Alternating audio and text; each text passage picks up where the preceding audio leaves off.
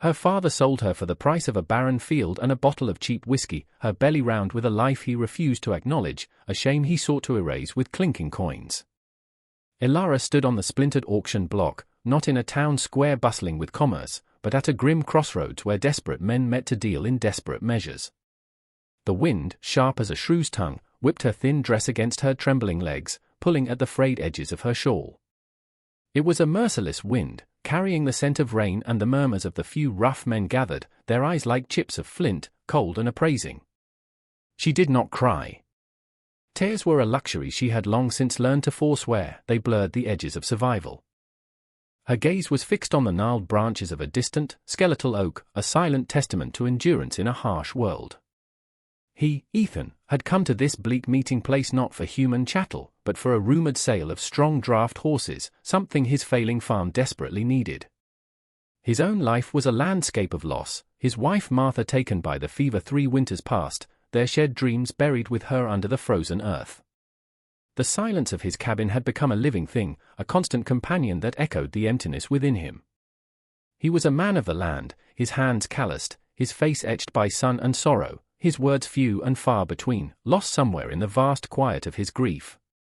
He saw her then, a small, solitary figure amidst the coarse laughter and crude bargaining.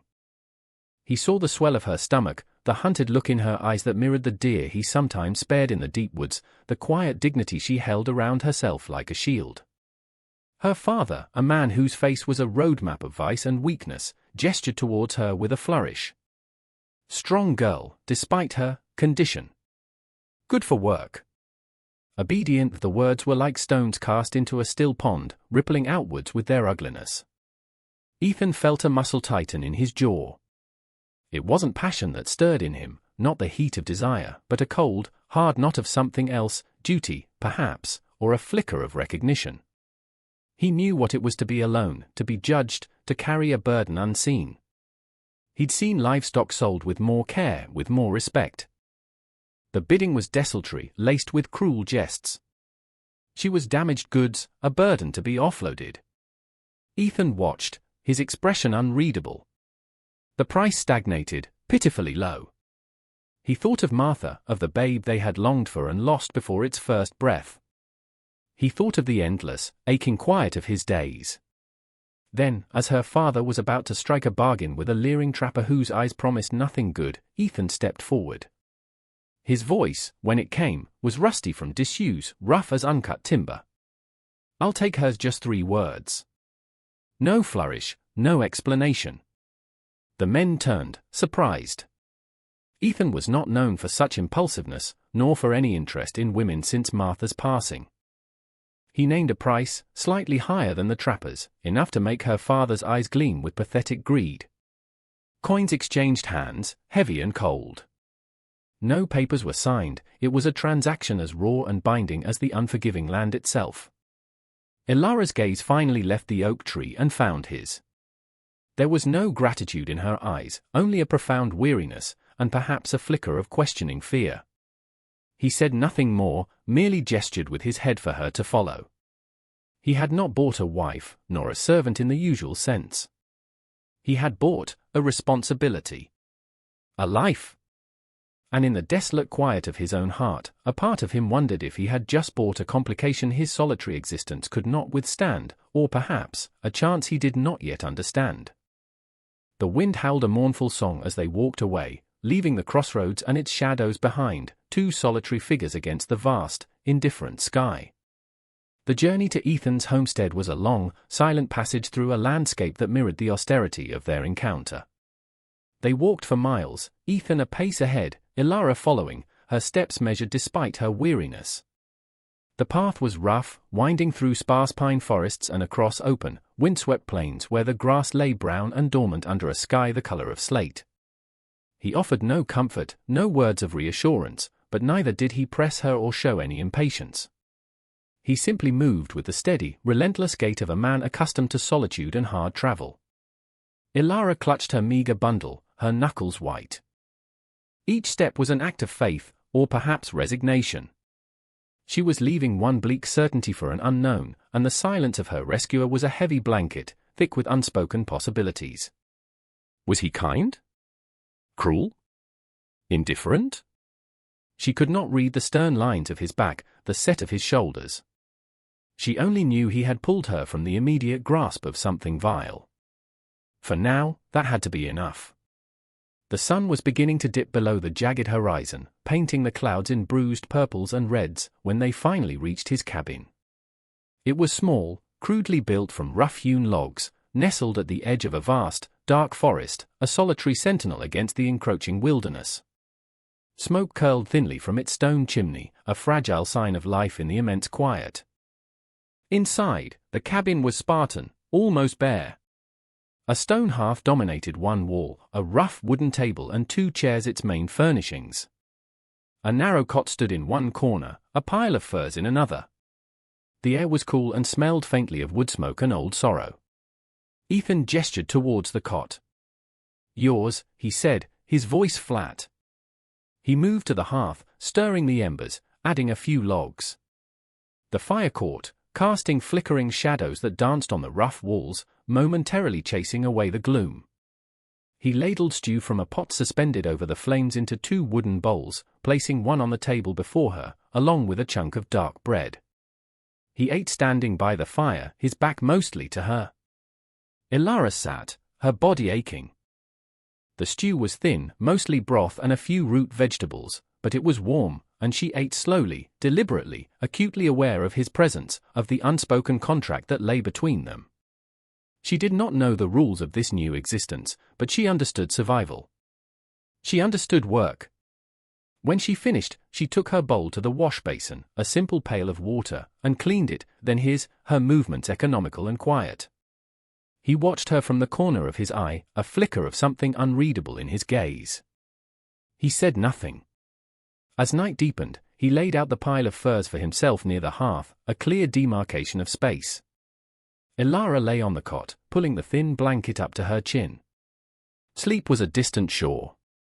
Fear was a cold companion, but exhaustion was a stronger tide. She listened to the sound of his breathing, steady and slow, the crackle of the dying fire, the mournful sigh of the wind outside. It was a lonely sound, the sound of the world he inhabited. And now, she inhabited it too. The next morning, she rose before him. The fire was out, the cabin chilled. She found kindling, coaxed the embers back to life, her hands surprisingly adept. She found his meager stores, flour, dried beans, a little salt. By the time Ethan stirred, the aroma of baking bread, however coarse, filled the small space. He sat up, his expression unchanged, but his eyes lingered on the small, misshapen loaf cooling by the hearth. He nodded, a barely perceptible movement. "Coffee," he grunted, gesturing to a tin. And so began their quiet cohabitation. Days turned into weeks. Ilara moved through the cabin with a quiet efficiency that slowly began to transform its starkness. She mended his worn clothes, her stitches small and neat. She swept the dirt floor until it was clean. She learned the rhythm of his needs, anticipating them without a word. If he came in soaked from a sudden storm, a dry shirt would be warming by the fire. If his hands were cut from clearing timber, she would silently offer a clean rag and a salve she made from pine resin and herbs she found in the woods. She never spoke unless spoken to, and his words were rare. Yet, in the shared silence, something began to shift. He would leave a freshly caught rabbit by the door, and she would make a stew that tasted of more than just sustenance. He began to repair the broken shutter that had rattled in the wind, its incessant noise a small torment she had borne without complaint. He carved a small, smooth bird from a piece of scrap wood and left it on the table one morning. She found it, her fingers tracing its delicate lines, a warmth spreading through her chest that was entirely new. It was not a gift of love, perhaps, but a recognition. An acknowledgement. And for Ilara, who had known so little of either, it was almost the same thing. She was proving her worth, not with pleas or tears, but with the gentle strength of her spirit, with the quiet competence of her hands. And Ethan, the stoic, lonely man of the land, observed. He protected. He provided. He did not ask for thanks, and she did not offer it in words. But in the air between them, thick with the unspoken, trust was slowly, painstakingly being built, a fragile seedling pushing its way through barren ground. The seasons turned with the slow, deliberate rhythm of the land itself. Summer's fierce heat gave way to the crisp, melancholic beauty of autumn, the forest surrounding Ethan's cabin blazing with colors of rust and gold before surrendering to the stark, skeletal white of winter. Ilara's pregnancy advanced, her belly swelling into a pronounced curve, a constant, visible reminder of the life burgeoning within her, a silent promise in their quiet world. The small, carved bird Ethan had made sat on the rough windowsill, a small spot of solace her eyes often sought. She would sometimes hum softly as she worked, old forgotten melodies that spoke of gentle things, a stark contrast to the harshness of their lives. Ethan, mending harnesses by the fire or sharpening his axe, would hear the faint tunes, and though his expression never changed, the lines around his eyes would soften almost imperceptibly. He found himself listening for them, a small crack in the wall of his solitude. He began to speak a little more, not in long conversations, but in brief offerings. Snow coming, he might say, looking at the bruised sky, and she would nod, ensuring the woodpile was high. Or, deer tracks, close by, and a day later, fresh venison would be hanging to cure. He once found her struggling to reach a high shelf, her breath coming short. Without a word, he took the jar down for her, his large, calloused hand brushing hers for a fleeting second. The contact was electric, unexpected, a silent acknowledgement of her vulnerability and his protection. He cleared a small patch of frozen ground near the cabin, promising, for a garden. Spring she looked at the unyielding earth, then at him, and a small, tentative smile touched her lips, a rare bloom in the winter of their existence. It was a promise of a future, a shared endeavor.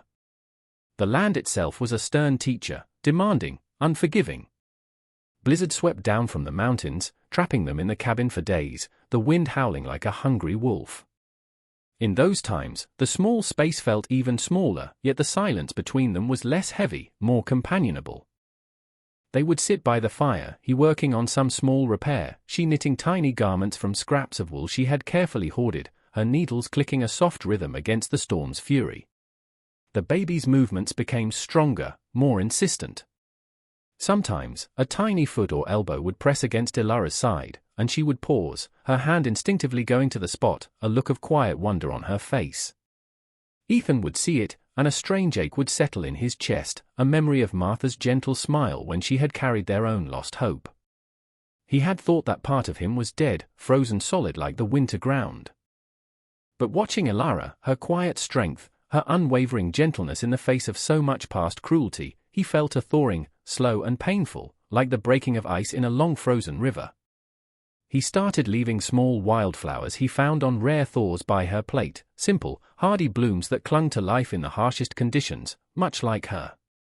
She never commented, but she would place them in a cracked cup with water, their brief beauty a small rebellion against the bleakness. Their trust was not built on declarations or vows, but on these shared moments, these unspoken acts of service and observation. It was in the way he ensured she had the warmest spot by the fire, the way she saved him the choicest pieces of meat from their meager meals.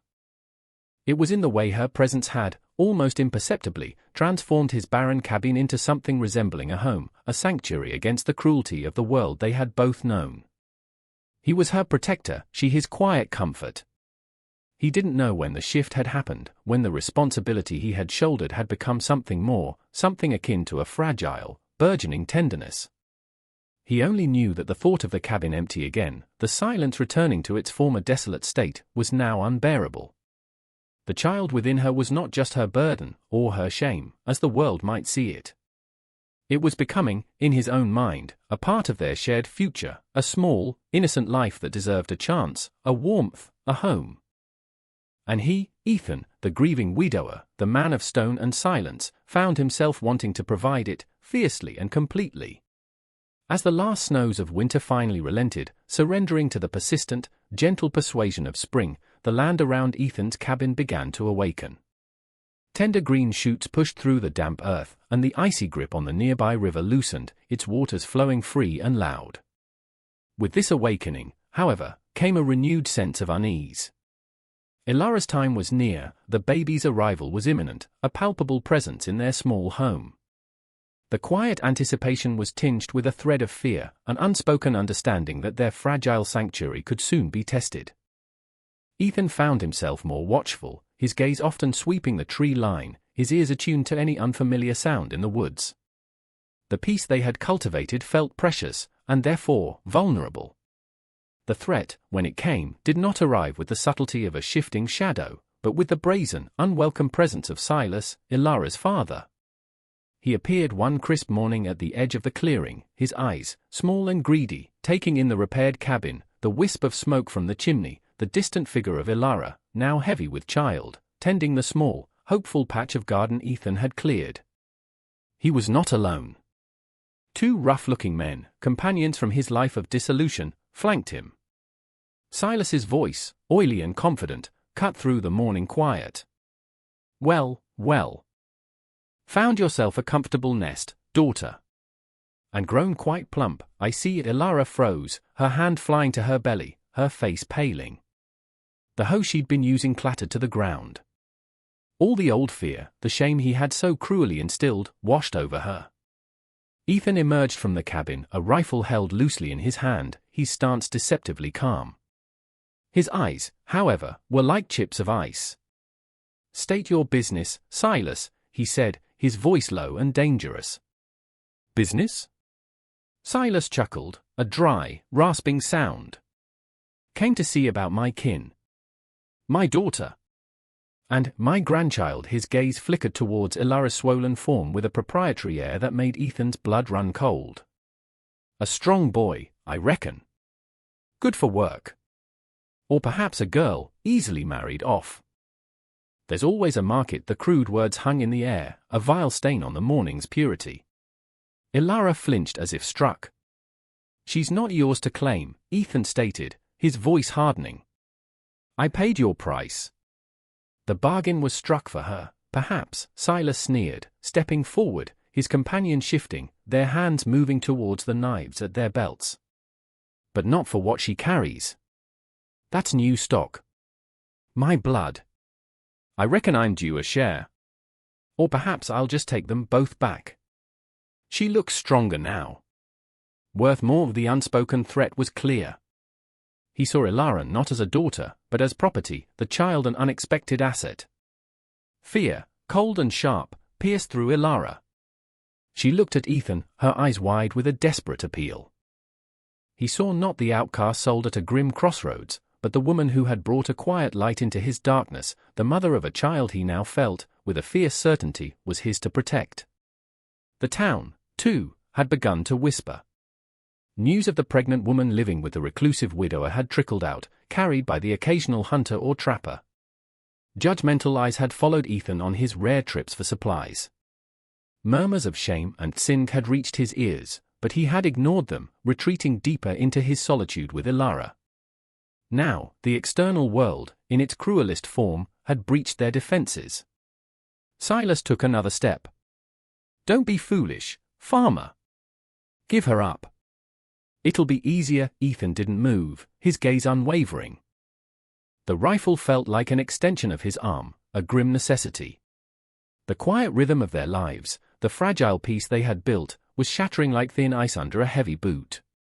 The scent of pine and damp earth was suddenly overlaid with the metallic tang of impending violence. He had sought only solitude, then reluctantly offered shelter. Now, he found himself standing as a bulwark against a tide of greed and cruelty, a protector not just of a woman and child, but of a nascent family he hadn't known he was building. The air crackled with a tension so thick it was almost visible, the way heat shimmers above a summer road. Silas's smirk widened, misinterpreting Ethan's stillness for hesitation. "Last chance, farmer. Or my friends here will persuade you." His companions took a menacing step forward, their faces set in grim anticipation.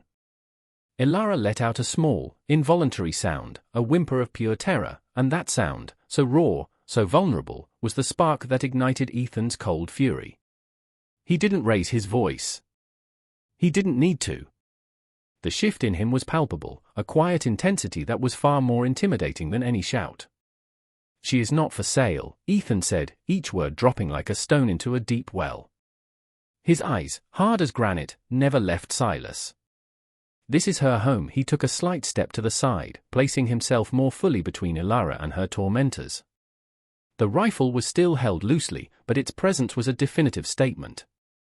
The child she carries, he continued, his voice resonating with a depth of conviction that surprised even himself, is not chattel. Not stock. Not yours, Silas scoffed. Who are you to say? You bought her like a mare at market. What claim do you have? It was then that Ethan did something he had not done in years, something he thought long buried with Martha. He spoke from the heart, not with flowery words, for he had none, but with the raw, unvarnished truth of his soul. I gave her shelter when you cast her out. I offered her kindness when you showed her none. She has brought warmth to a cold hearth, purpose to an empty life. He paused, his gaze flicking for a heartbeat to Ilara, who was watching him, tears finally streaming down her face, tears not of fear this time, but of a dawning, overwhelming gratitude. This woman, Ethan declared, his voice ringing with a fierce protectiveness that echoed across the clearing, is not a possession. She is my wife. The word, unspoken between them until that very moment, hung in the air, a shield and a vow. And the child she carries, he finished, his voice dropping slightly, imbued with an undeniable finality, will be my child. Our child. This is my family. He raised the rifle then, not aggressively, but with a calm, resolute certainty. And you will not touch them. You will leave this land. Now Silas hesitated, his bravado faltering in the face of Ethan's unwavering resolve. He looked at Ethan's set jaw, the cold fire in his eyes, the steady barrel of the rifle. He looked at his two companions, who suddenly seemed less eager for a confrontation. There was a primal authority in Ethan's stance, the quiet fury of a man defending his own. After a long, tense moment, Silas spat on the ground. You'll regret this, farmer. She's cursed. They both are, but his threats were hollow now. He backed away, gesturing for his men to follow. They retreated into the trees, their departure as ignominious as their arrival. The silence they left behind was profound, broken only by Ilara's soft sobs. Ethan lowered the rifle, his shoulders slumping slightly as the adrenaline receded. He turned to Ilara. She looked at him, her eyes shining. He had not just defended her, he had claimed her, given her a name, a place, a belonging she had never known. He walked to her, his expression softening as he neared. He reached out a calloused hand, not to touch her belly, but to gently wipe a tear from her cheek with his thumb. It's all right, Ilara, he said, his voice softer now than she had ever heard it.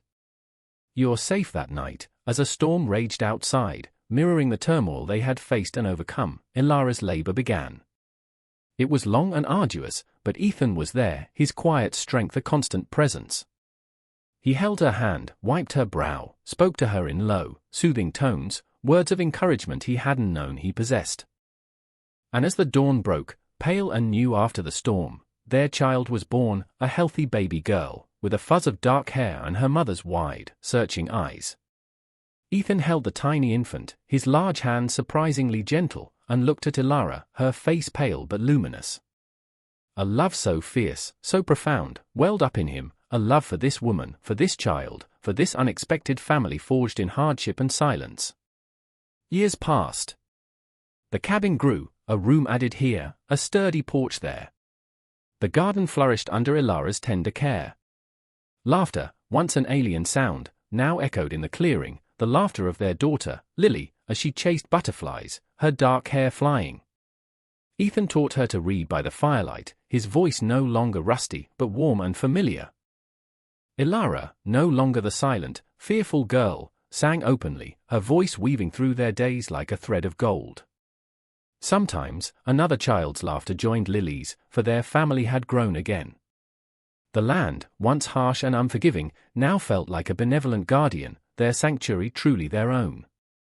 Ethan would often watch Ilara as she sat on the porch, a babe in her arms, Lily playing at her feet, and a quiet joy would fill him, a sense of rightness, of a legacy built not on wealth or status, but on courage, kindness, and the enduring power of a love that had found its voice in the silence. He had bought a pregnant girl sold by her father, and in doing so, he had found a family he never knew he was searching for, a healing he never thought possible. You have just witnessed a story of profound transformation, a testament to the quiet strength that can blossom in the harshest of landscapes, both external and internal. You saw how a man, walled off by grief, and a woman, cast out by cruelty, found in each other not a transaction, but a lifeline. They discovered that true worth is not measured by coin or societal approval, but by the courage to protect, the willingness to nurture, and the quiet resilience of the human heart. Ethan and Ilara's story reminds us that family is not always the one we are born into, but often the one we bravely, and sometimes unexpectedly, build. It is forged in shared silence, in acts of service, in the unwavering defense of love against the shadows of the world. Their legacy is not one of grand monuments, but of quiet joy, of a sanctuary built with calloused hands and tender hearts, a testament to the truth that even in the deepest solitude, connection can find a way to bloom. We share these stories, like struggling widower bought a pregnant girl sold by her father, then found a family he never knew, because they speak to the core of our shared human experience, the yearning for belonging, the search for redemption, and the enduring power of compassion. If their journey has touched your heart, if you believe in the strength found in kindness and the hope that can emerge from despair, we invite you to become part of our community. Subscribe to our channel, and let us continue to share tales that uplift the spirit and reaffirm the enduring beauty of the human connection. Join us as we explore more stories of love, courage, and the families we find along the way. Your support allows us to keep these flames of hope burning bright.